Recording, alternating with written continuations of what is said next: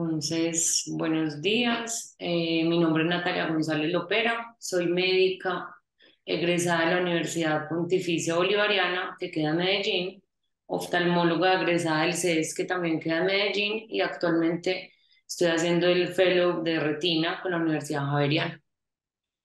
Hoy les voy a hablar un poquito sobre atrofia geográfica y Juan Carlos Mejía Turizo, que es médico y oftalmólogo de la Universidad Pontificia Bolivariana de Medellín y retinólogo egresado de acá, de Cali, de la Universidad Javeriana, les va a hablar sobre las nuevas terapias que van a venir pronto y algunas que están en investigación.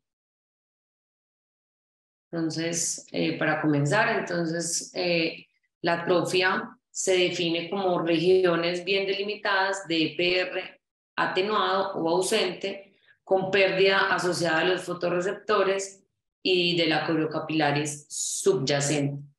Y la atrofia geográfica es cualquier área de hipopigmentación o despigmentación delimitada, redonda o también como ovalada, con mayor visibilidad de los vasos coroideos subyacentes y de al menos 175 micras en fotografía de fondo de ojo de 30 o 35 grados. En cuanto a introducción y epidemiología, 11 millones de personas tienen degeneración macular asociada a la edad. La atrofia geográfica es la lesión que define la forma atrófica de la degeneración macular asociada a la edad tardía. Es responsable del 20% de la ceguera legal en Estados Unidos. El tiempo para desarrollar una atrofia geográfica central en el primer ojo, desde el momento del diagnóstico, es de 2.5 años y 7 años en el ojo contralateral. No había tratamiento aprobado por la FDA para prevenir, para revertir o disminuir como la progresión de la atrofia geográfica hasta este año, más o menos en febrero fue el primero que se ha aprobado. Bueno, la atrofia se desarrolla cuando las drusas grandes sufren regresión. Por lo tanto, como el área total ocupada por estas, pues va a ser un factor de riesgo. Esta se asocia a degeneración del EPR y pueden haber focos, pues ya sea únicos o también pueden ser multilobulares. Puede formarse independientemente de la localización de las drusas. Generalmente va a empezar en la perifobia como una banda hiperpigmentada que forma como una herradura o un anillo y posteriormente se unen y comprometen pues ya la fobia. También puede surgir después pues, un desprendimiento del EPR. Entonces, como fisiopatología, el locus de activación del complemento va a contener un gen que codifica el factor H del complemento, que es el CFH. Este CFH es responsable de regular, pero como a la baja, la activación del sistema del complemento, incluido este C5b hasta el 9, conocido como el complejo de ataque a la membrana. Se cree que este MAC o este complejo de ataque a la membrana es importante en el daño mediado por el sistema inmunitario, en la coriocapilaris y en el EPR, y es como un componente importante patogénico de las drusas. Los polimorfismos en algunas proteínas tienen acción directa en ese gen y esto aumenta el riesgo de degeneración macular asociada a la edad, generando pues inflamación crónica que lleva a daño oxidativo y a formación de radicales libres, y todo esto me va a llevar a acumulación de material de desecho intra e extracelular. Y además pues existen factores ambientales como una dieta alta en ácidos grasos poliinsaturados, el tabaquismo, la exposición a la luz y algunos medicamentos como los antihipertensivos, como los beta bloqueantes, se asocian como un aumento del riesgo leve, mientras que la terapia de sustitución hormonal en las mujeres y los antidepresivos tricíclicos van a dar como cierta protección relativa. En cuanto a imágenes, como ya mencioné, en fotografía del fondo de bajo color, la atrofia geográfica es cualquier zona, ya sea redonda u ovalada, de hipopigmentación bien delimitada, con mayor visibilidad de los vasos coroideos subyacentes y de al menos 175 micras de diámetro en imágenes pues, de 30 o de 35 grados. Existen métodos estándar para clasificar, pues para esta clasificación en la degeneración macular asociada a la edad para una cámara de fondo de ojo de 30 grados, que son estos círculos estándar de fondo de ojo que se van a utilizar como para clasificar el tamaño de las lesiones especificadas, pues. Entonces, este círculo C0 se utiliza para diferenciar las drusas pequeñas de las drusas medianas y me va a representar 63 micras. El círculo C1 se utiliza para diferenciar las drusas medianas de las grandes y representa 125 micras. El círculo, el C2, indica el área mínima en la que pues, se basa la definición de atrofia geográfica, que son 175 micras. El círculo C3 representa 250 micras y el C4 representa 500 micras. También están las líneas pues, que vemos aquí diagonales que facilitan como la localización del punto central y la estimación pues, del tamaño de las lesiones, y la cuadrícula estándar que tiene los diámetros de los círculos pues central, el medio y el exterior, que son de 1000, de 3000 y de 6000 micras, pues como respectivamente. Y estos círculos representan como los subcampos, el central, el interior y el exterior. Y estas líneas pues diagonales ayudan a centrar la cuadrícula en la mácula. Bueno, sin embargo, pues los bordes de la atrofia geográfica no se identifican pues fácilmente en las imágenes monoscópicas y es muy frecuente que se necesite una fotografía estereoscópica de alta calidad para mejorar, como para poder discriminar bien los límites de la lesión. Además, las imágenes que son estereoscópicas son más difíciles de obtener consistentemente como en el contexto pues de los estudios clínicos, y esto puede explicar como la transición de las imágenes de autofluorescencia de fondo de ojo ya como método principal para detectar, pues para controlar y ya para cuantificar las lesiones pues atróficas. En la angiografía fluoresceínica se van a encontrar áreas de hiperfluorescencia por defecto en ventana, a veces con visualización pues, de los vasos coroideos. Puede haber un borde como circundante pues, de hipofluorescencia por bloqueo por el pigmento pues, en el borde de la atrofia geográfica. En la autofluorescencia vemos áreas de hipoautofluorescencia mayor a 250 micras, definidas y homogéneas debido pues a la pérdida del EPR, pues también con la pérdida de acumulación pues, de lipofusina. Entonces, el patrón de la autofluorescencia en esa zona de unión del tejido atrófico con el tejido no atrófico tienen pues, un aspecto que es variado.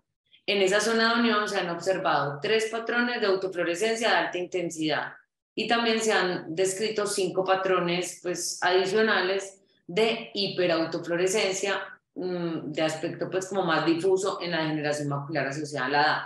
Entonces, el patrón de aumento de la autofluorescencia puede darnos como información pronóstica.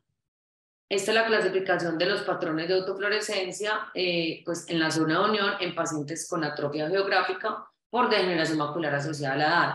Entonces, los ojos que no presentan ningún aumento de la intensidad de la autofluorescencia se clasifican como ninguno y tienen progresión lenta.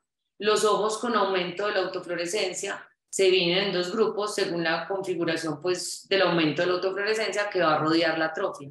Entonces, en ojos que muestran áreas con aumento de la autofluorescencia adyacentes al margen de las manchas atróficas, y en otros lugares se van a denominar difusos, que tienen progresión rápida y se subdividen en estos 5 grupos. Entonces aquí de izquierda a derecha, que en la fila superior vemos el patrón granular fino y el patrón ramificado.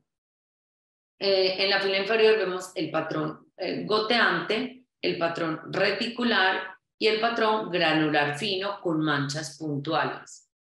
Los ojos ya con aumento de la autofluorescencia, solo en el margen de la atrofia geográfica, se dividen en 3 subtipos. El focal, que es pues, de progresión lenta, el bandeado, que es de progresión rápida, y el parcheado, que es de progresión, pues no es muy clara y ocurre pues ya más raro.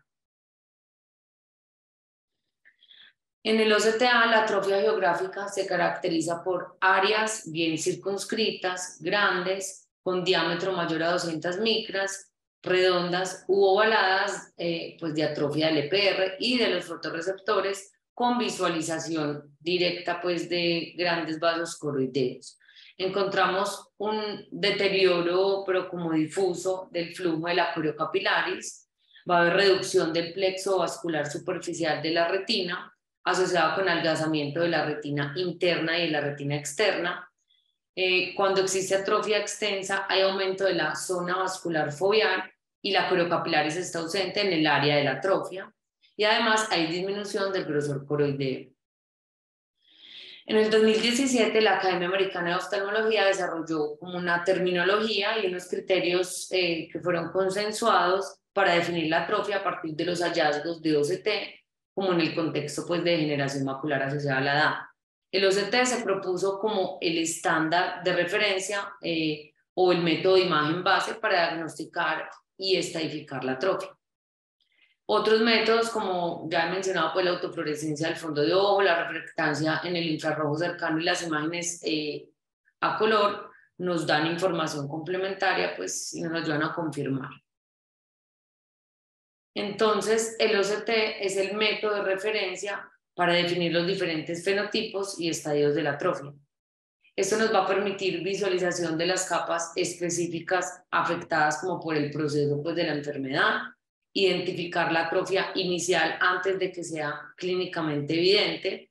Es un método con amplia disponibilidad y muy cómodo para el paciente. Sin embargo, pues es importante decir que de pronto enfocarlo, pues un enfoque multimodal es valioso para corroborar y apoyar pues lo que vemos en la tomografía.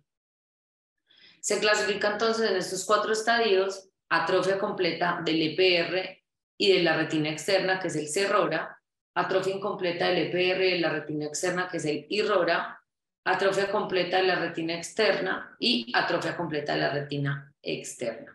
Esos términos pueden aplicarse para describir la atrofia, ya sea en presencia o ausencia pues, de neovascularización coroidea. Se habla de algunos biomarcadores de atrofia geográfica en el OCT. Una característica pues descrita y que se ha asociado pues a la atrofia es la presencia de aumento de la transmisión de la señal por debajo del EPR y hacia la coroides, como resultado pues de la pérdida de la dispersión o por ese EPR pues atenuado, y también por la retina neurosensorial pues suprayacente. Entonces es importante tener en cuenta que la hipertransmisión no siempre puede penetrar en la coroides, pues en los ojos que tienen desprendimiento del EPR alto. Otras característica común es una línea que vemos acá, hiperreflectiva, que está persistente dentro del lecho de atrofia, pero que es significativamente como más delgadita, más finita que la banda adyacente del EPR y de la membrana de Bruch. Esta línea se denominó depósito laminal basal persistente en los primeros estudios patológicos y recientemente se ha demostrado que es visible pues, en la tomografía. El análisis histopatológico demostró que en esas regiones de ese depósito laminal basal persistente también están presentes pocas células disociadas del EPR. También vamos a ver EPR que está subdividido, gránulos de EPR como desprendidos, procesos de células de Müller y fibrosis avascular. Entonces, en cuanto a la clasificación, la CERRORA es la atrofia completa del EPR y de la retina externa en una región foveal y parafoveal mayor a 250 micras. Las células del EPR están ausentes, por lo que se ve hipertransmisión, como ya dije, y zonas de atenuación o interrupción de la banda del EPR. Se ve la pérdida completa de fotorreceptores, es decir, la capa nuclear externa, la membrana limitante externa, los segmentos internos pues, y los segmentos externos de los fotorreceptores.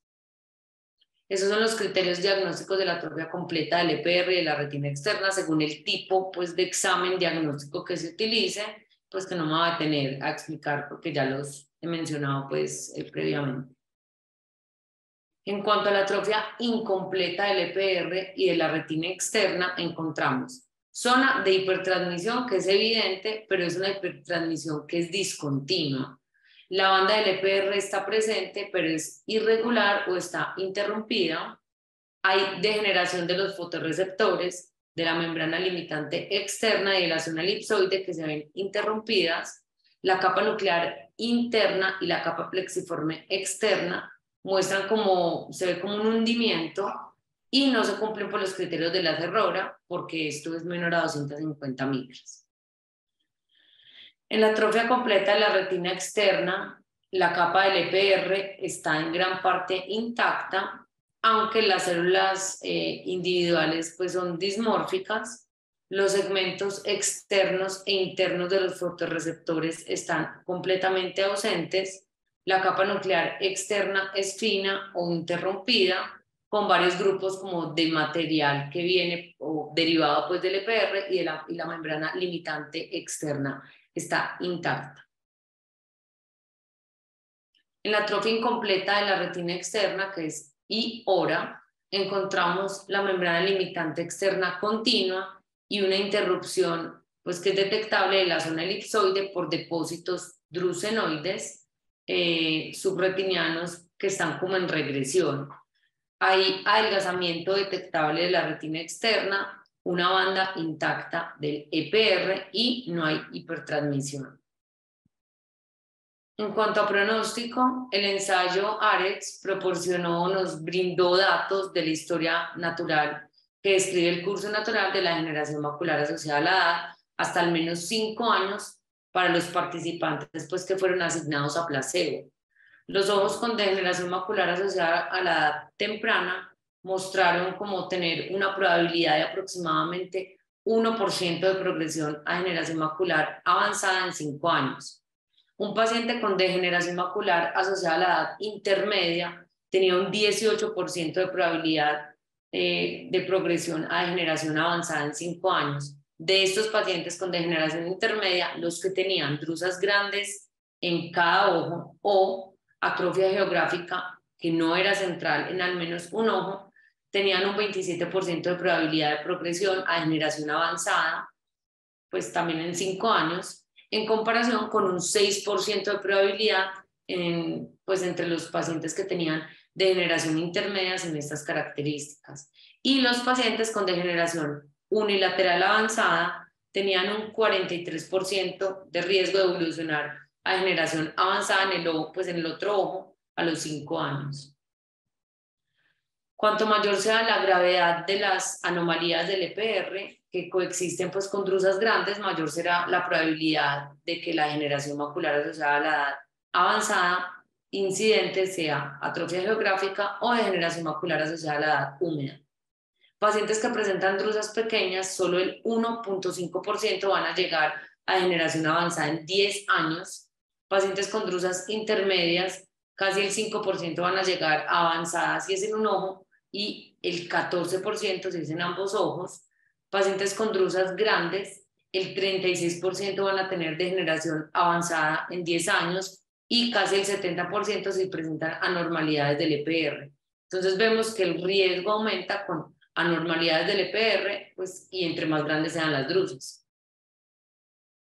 Los pacientes con PETs drucenoides presentaron un 42% de progresión a degeneración avanzada en 5 años y de 55% de atrofia geográfica en 10 años. O sea, 2.6 veces mayor riesgo de desarrollar degeneración macular avanzada.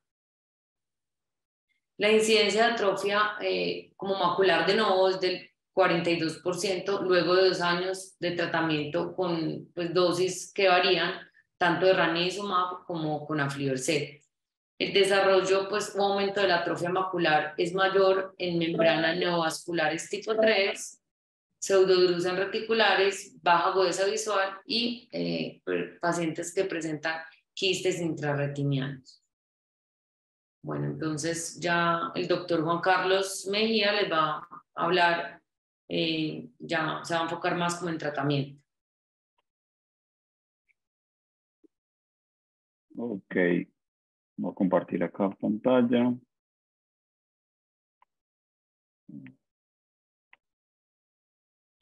Bueno,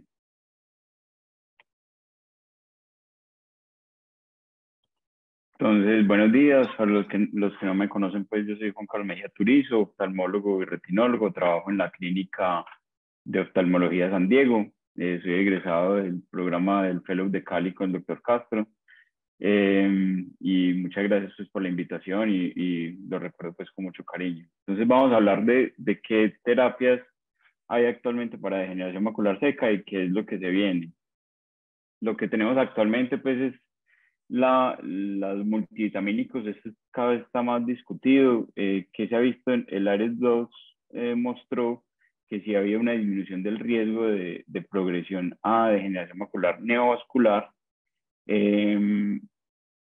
y previene pues, el desarrollo de membranas neovasculares. Sin embargo, el desarrollo o la progresión de la atrofia no genera ningún tipo de efecto. Y cada vez más se ha visto que la interacción de los multivitamínicos y el perfil genético es más importante. O sea, no en todo el mundo le sirve. Hay ciertos pacientes con cierto perfil genético que son mejores respondedores a los multivitamínicos. Por ahora la Academia Americana de Oftalmología lo recomienda todavía desde degeneración macular intermedia. ¿Cuál es el panorama entonces de las nuevas terapias? Tenemos las células madre, tenemos la modulación del ciclo visual, la neuroprotección, la reducción de los residuos tóxicos. Pero actualmente se está centrando la investigación en la supresión de la inflamación, que es actuar en esa cascada del complemento que nos hablaba ahorita Natalia. La cascada del complemento entonces se ve implicada en el desarrollo de la atrofia geográfica principalmente, y aquí es donde más se está investigando los múltiples medicamentos. Vamos a empezar entonces con el primero, el pegcetacoplan, que es el recientemente aprobado por la FDA para atrofia geográfica y es el único aprobado pues hasta el momento. Se demostró en sus estudios por los cuales lo probó que la dosis mensual o bimensual disminuyó la progresión, y el mecanismo de acción es unirse al C3 y el C3b para inhibir la cascada del complemento a este nivel. Entonces vemos que las tres vías del complemento, la clásica, la vía de la lectina y la vía alternativa, se unen en el C3 y ahí actúa el pegcetacoplan, inhibiendo toda la cascada. Los estudios que lo aprobaron fueron el LOX y el DERBY. Son dos estudios paralelos con igual metodología, aproximadamente 600 pacientes cada uno. Son ensayos clínicos comparados versus placebo, son estudios fase 3, y la diferencia entre los dos fue que en el estudio OX se realizó adicionalmente microperimetría para comprobar funcionalidad visual. Entonces, en total fueron 1.258 pacientes en diferentes centros en Estados Unidos y a nivel mundial, principalmente en Estados Unidos. Fueron randomizados 2-2-1-1, un grupo de pegcetacoplan mensual, otro grupo de pegcetacoplan bimensual y comparado contra placebo mensual o placebo bimensual. El objetivo primario a 12 meses fue evaluar el cambio de las lesiones de atrofia geográfica mediante autofluorescencia, y los objetivos secundarios a 24 meses fue evaluar la mejor agudeza visual corregida, la agudeza visual en baja iluminación, la velocidad de lectura. Se hizo también cuestionarios pues, de calidad de vida, el índice de lectura o de velocidad de lectura, microperimetría solo en el OX y el crecimiento pues, de la lesión. Estos dos estudios ya en este momento ya están en el tercer año, que es el estudio Gale, que todavía no ha salido pues, el resultado, que es la continuación de estos dos. Entonces, ¿cuáles son los criterios de inclusión o en quiénes en teoría podríamos usar el pegcetacoplan según estos estudios? Entonces, pacientes mayores de 60 años con agudezas visuales mayor o igual a 20/320 y con lesiones de atrofia geográfica cumpla las siguientes características. Primero, que sea el tamaño de 1 a 7 diámetros de disco, que pueden tener o no compromiso subfoveal, y si es multifocal, que al menos una de las lesiones tenga al menos 0.5 diámetros de disco y que tengan hiperautofluorescencia perilesional, que esto, como decía Natalia al principio, es muy indicativo de que la lesión va a progresar. Y en el estudio DOCS, pues que el paciente fuera apto para realizar una microperimetría. Criterios de exclusión, entonces, atrofias geográficas que no fueran secundarias a degeneración macular, que tuvieran neovascularización en el ojo a tratar. Sin embargo, no era criterio que tuvieran neovascularización en el ojo contralateral. Pacientes embarazadas, pacientes miopes, altos, otras enfermedades que pudieran disminuir la visión y cirugía intraocular reciente. Estas son las características demográficas. Como vemos, lesiones extrafoveales, pues, o sin compromiso foveal, fueron la minoría en los dos grupos. Y esto va a incidir un poquito en los resultados, como vamos a ver ahorita. Entonces, los resultados a los 24 meses, vemos que hubo una reducción estadísticamente significativa comparada contra el placebo de los pacientes que recibieron dosis mensual o dosis bimensual en los dos estudios, de un 22% y un 18%, y en el DERBY del 19% y el 16%. Dependiendo de la ubicación de la lesión, también se vio algunas diferencias. Pacientes que no tenían compromiso foveal, se observó un mayor efecto en la disminución del crecimiento. Pacientes que recibieron dosis mensual el 26% y pacientes de dosis bimensual el 22% en la disminución del crecimiento. Mientras que los pacientes que tenían lesiones subfoveales, la disminución fue un poquito menor en el crecimiento, con un 19% en la dosis mensual y 16% en la dosis bimensual. Las conclusiones en cuanto a la agudeza visual mejor corregida a los 24 meses no demostraron estadísticamente, pues no fueron estadísticamente significativos, ni beneficios estadísticamente significativos, ni en la agudeza visual mejor corregida, ni en la velocidad de lectura, ni en la microperimetría en el OX. Sin embargo, se han hecho múltiples estudios post-hoc, que un estudio post-hoc es cuando el diseño del estudio inicial no era para esos resultados, sin embargo se hacen ciertas modificaciones estadísticas para evaluar algunos resultados secundarios. Y se ha mostrado que los pacientes que recibieron pegcetacoplan pueden tener alguna diferencia y mejor sensibilidad en los campos visuales y menor número de escotomas comparado con el placebo. Otros estudios post-hoc, este fue un estudio post-hoc del estudio Philly, que fue el primero antes del DOCS y en DERBY, que mostró que por deep learning que había una disminución de la pérdida de fotorreceptores y LPR en los pacientes tratados. Y otros estudios han mostrado que si hay una disminución en la pérdida de fotorreceptores en los pacientes que recibieron pegcetacoplan, llegando hasta un 75% de los que recibieron la dosis mensual en reducción de la pérdida de fotorreceptores y un 20% en los pacientes que recibieron la dosis bimensual.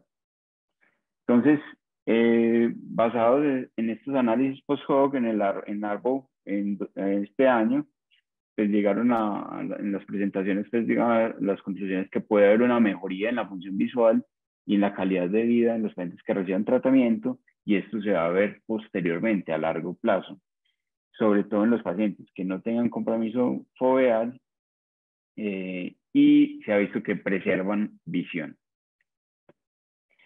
¿Qué efectos adversos se reportaron? Entonces, endoftalmitis 0.034, esto es casi que el mismo riesgo en la inyección de un antiangiogénico, inflamación intraocular en el 3.8%, de estos la mayoría eran leves, sin casos de vasculitis oclusiva, como se ha generado pues, en otras moléculas recientemente lanzadas, y sí se vio que los pacientes que recibieron pegcetacoplan podrían tener más riesgo de desarrollo de membranas neovasculares, hasta en un 12% en la dosis mensual o 6.7% en la dosis bimensual. comparado contra el placebo. Y esto fue visto desde los primeros estudios.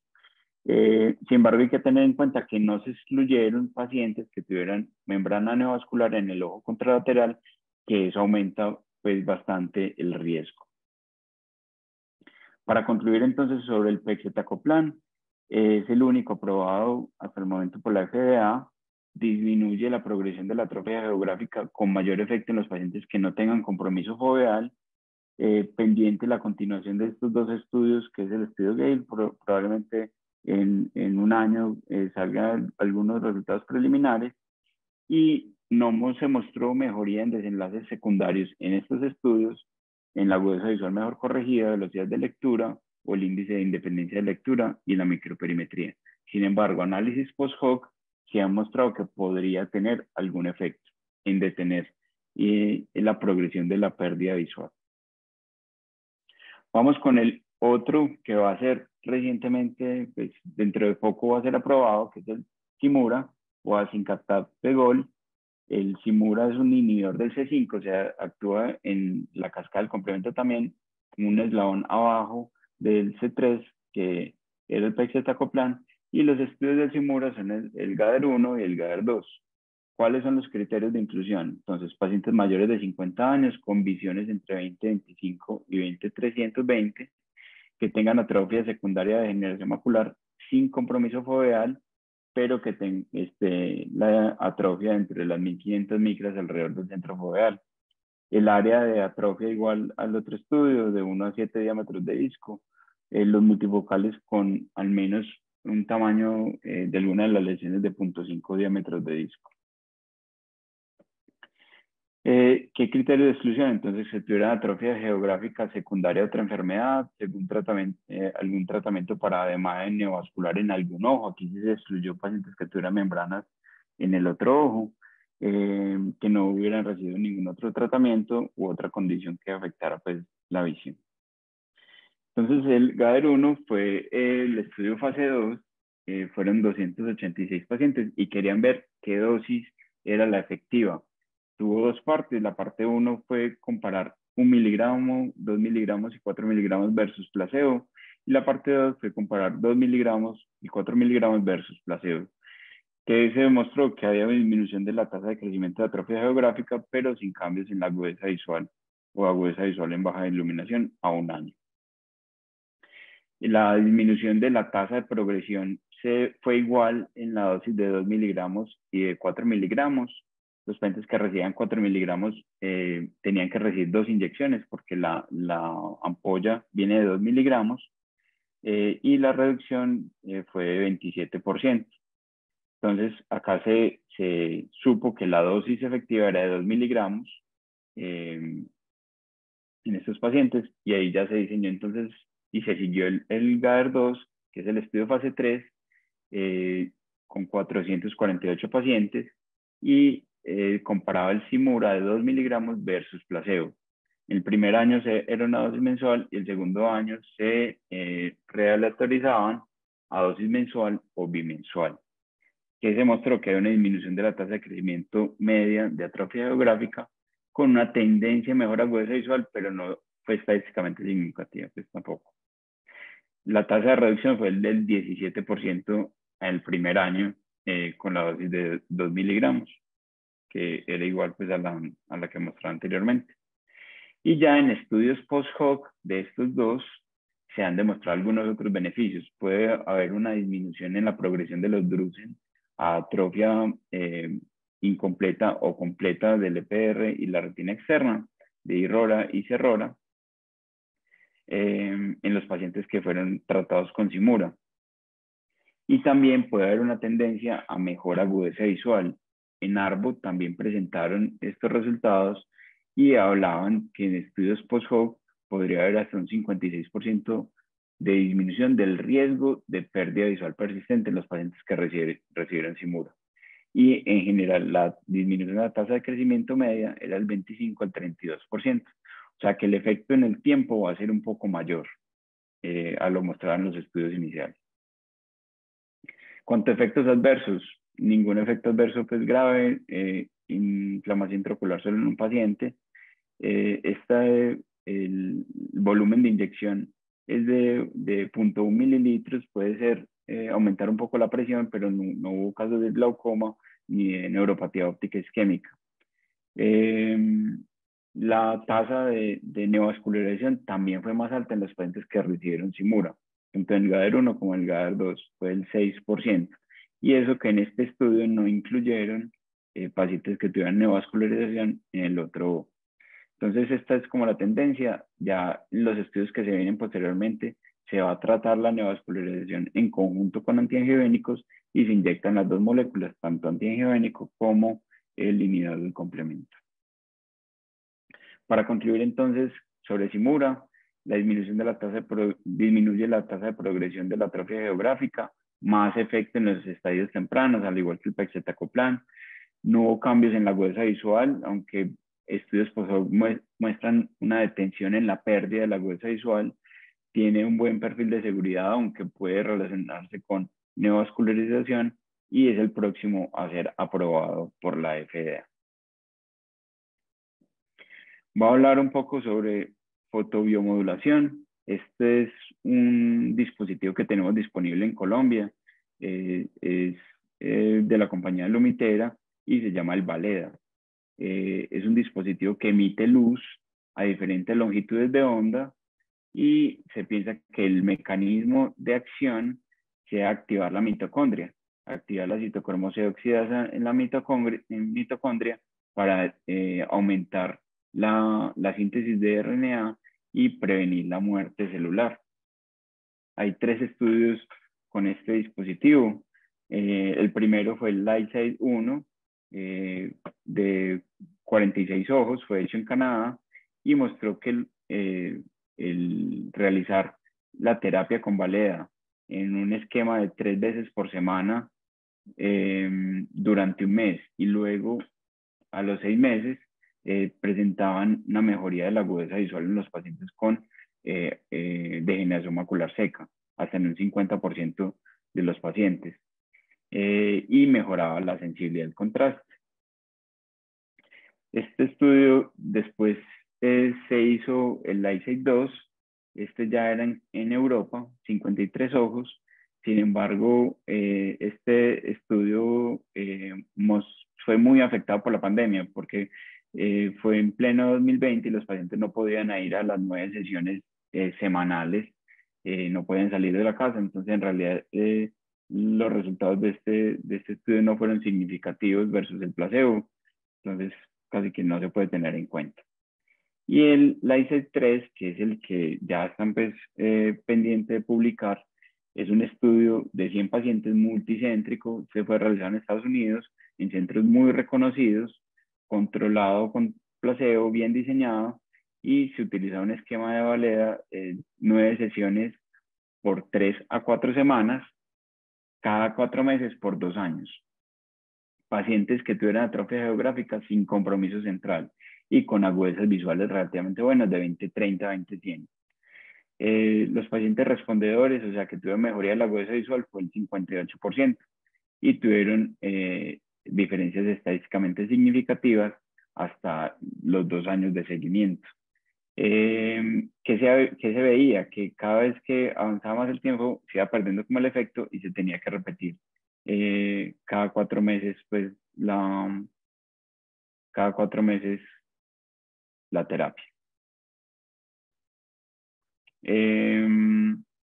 Está pendiente de aprobación también por la FDA del dispositivo, pero es algo pues que la verdad no tiene efectos adversos y pues los estudios diseñados contra placebo muestran que podría tener efectos. Sin embargo, que hay que tener en cuenta, son estudios muy pequeños, o sea, es comparar, por ejemplo, el pegcetacoplan de 1.200 pacientes contra 100 pacientes en una enfermedad tan común como la degeneración macular, entonces la evidencia no es tan fuerte todavía. ¿Qué otras terapias hay en curso? Se están estudiando agentes neuroprotectores, por ejemplo, la brimonidina intravítrea, está en estudio fase 2. La terapia génica, que creo que es el futuro, hay muchas moléculas de terapia génica que se están estudiando, que actúan también en la vía del complemento, haciendo que se aumente los reguladores de la vía del complemento, o sea, para modular el complemento. y se han visto buenos resultados, sin embargo están en fase 1. Y terapias con células madre, se ha visto que podría ser un prometedor el trasplante de células madre que regeneren el EPR y los fotorreceptores. Estos son todos los estudios que se están corriendo en este momento, pero todavía no hay pues resultados definitivos. Para concluir entonces sobre las terapias, prontamente pues, van a estar en el país. Yo aspiro a que en 1 o 2 años ya estén acá. Todo depende pues también del laboratorio y la parte del gobierno y el INVIMA. Y me genera algunas preguntas. Entonces, ¿realmente hay un beneficio tangible para el paciente que está siendo inyectado mensualmente o bimensualmente con estas moléculas? ¿Hasta cuánto tiempo es una inyección de por vida o se podrá extender como se logró hacer con los antiangiogénicos? Realmente sí hay algo de costo-beneficio para el paciente en sus resultados visuales. Y definitivamente yo creo que la terapia génica sí va a ser la que tiene un futuro más prometedor eh, como tratamiento. Muchas gracias. Si hay alguna pregunta. En el chat no tengo pregunta, doctor. ¿Alguien tiene alguna pregunta? Hola, buenas tardes. Buenos días, ¿cómo están? David Marulanda, residente de 2º año. Doctor Mejía, ¿cómo está? ¿Qué más? ¿Cómo estás? Dime. Le hago una pregunta. ¿Usted cree que se justifica estudio genético para evaluar si un paciente va a responder a un multivitamínico? Yo pienso que costo-beneficio actualmente pues hacer un estudio genético no sale más barato, pues creo que el multivitamínico y sirve para otras enfermedades, pues tiene omega 3, tiene otras cosas. En Estados Unidos sí se han hecho estudios pues, para tipificar el tipo de mutación en degeneración macular y sí se han hecho estudios comparando ciertas mutaciones y su respuesta a los multivitamínicos, pero es algo que todavía tampoco hay una evidencia clara que se justifique el estudio genético. Yo creo que como en todas las enfermedades de medicina vamos a llegar allá en algún momento, cuando sea más asequible el estudio genético. Pero en este momento no se justifica pues, esa parte. Gracias. Muy buena fue la pregunta. Yo creo que para eso vamos.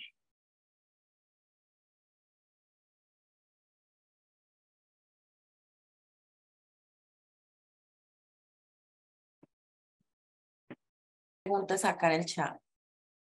Entonces, damos Aquí por en el terminar. chat dice, Acá. evitar la luz azul de dispositivos realmente tiene efecto en la génesis de esta patología, evitarlo serviría. Eso es muy discutido, o sea, hay evidencia contradictoria, hay unos estudios que muestran que la luz azul puede tener algunos efectos. ¿Qué se ha visto en degeneración macular? La luz ultravioleta sí puede tener efecto a largo plazo. Entonces, protegerse de la luz ultravioleta, filtro ultravioleta, pues como mínimo en todo tipo de gafas, pues a usar. Pero lo de la luz azul todavía no hay estudios que digan si tiene algún efecto en degeneración macular o no. Y suplementos vitamínicos son mandatorios. En sí la indicación es para pacientes con degeneración macular intermedia para evitar neovascularización. ¿No usarlos tiene alguna implicación legal? No. Yo pienso que uno puede justificar con estudios también que muestran que en algunos pacientes no tienen efecto. Entonces, en mi práctica clínica yo lo hago para el paciente que quiera, el paciente que pueda también. Esto no lo cubre, pues, generalmente las EPS, entonces les toca comprarlo. Si el paciente puede y lo quiere comprar, pues yo le digo que lo use. Y a largo plazo, pues, la evidencia ha mostrado que puede evitar desarrollo de neovascularización, más no implica pues no tiene efecto en avance de la degeneración macular seca. La dieta mediterránea con antioxidantes, si hay evidencia que sirve. ¿Puede ser suficiente? Sí, pues si son juiciosos con la dieta. Yo generalmente hago recomendaciones de dieta en pacientes con degeneraciones maculares iniciales, pero en intermedia sí ofrezco dieta o multivitamínicos o nada. La verdad, tomo la decisión en conjunto con el paciente, según las posibilidades pues, que él tenga.